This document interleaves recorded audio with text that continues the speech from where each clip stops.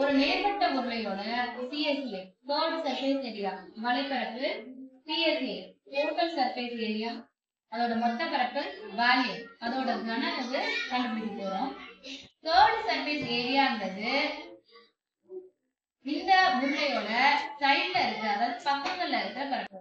இந்த வலைப்பரப்பு கண்டுபிடிக்கிறதுனால இந்த உருளைக்கு பெயிண்ட் அடிக்கணும் இல்ல ஒரு ரேப்பர் போடணும்னா அந்த பரப்பை வச்சு நம்ம ஈஸியா கண்டுபிடிக்க முடியும்.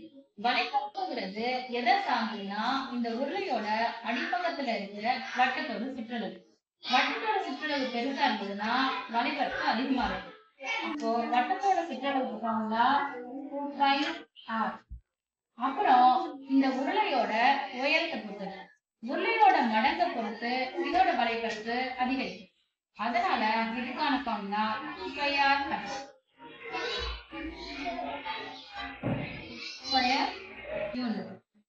மொத்த பரப்புங்கிறது இந்த வலைப்பரப்பு, மேல உள்ள பரப்பு, கீழே உள்ள பரப்பு. நேர்வட்ட உருளைக்கு மேலையும் கீழையும் ஒரு வட்டத்தோட பரப்பால அடைபடுறதுனால ரெண்டு வட்டத்தோட பரப்பு நமக்கு கூடுதலா கிடைக்குது. அப்போ வலைப்பரப்பு 2πr பிளஸ் மேல ஒரு பரப்பு, கீழே ஒரு வட்டத்தோட பரப்பு 2πr². இதை ஆட் பண்ணும்போது 2πr h plus r square unit கிடைக்கும். கன அளவுங்கிறது ஒரு உருளையோட உள்ள எவ்வளவு இடம் இருக்குங்கிறது தான். இந்த உள்ள இருக்கிற இடம் எதை சார்ந்தது அப்படின்னு பார்த்தோம்னா அடியில இருக்கிற இந்த வட்டத்தோட பரப்பளவு πr², அப்புறம் இந்த உருளையோட உயரத்தோட மடங்கு பொறுத்தது.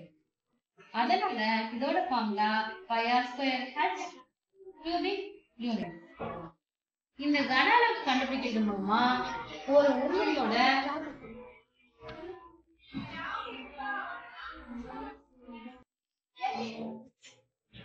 உள்ள இருக்கிற இடத்துல எவ்வளவு திரவத்தையோ இல்ல வேற பொருட்களையோ நிரப்பலான்னு நம்மளால கண்டுபிடிக்க முடியும்.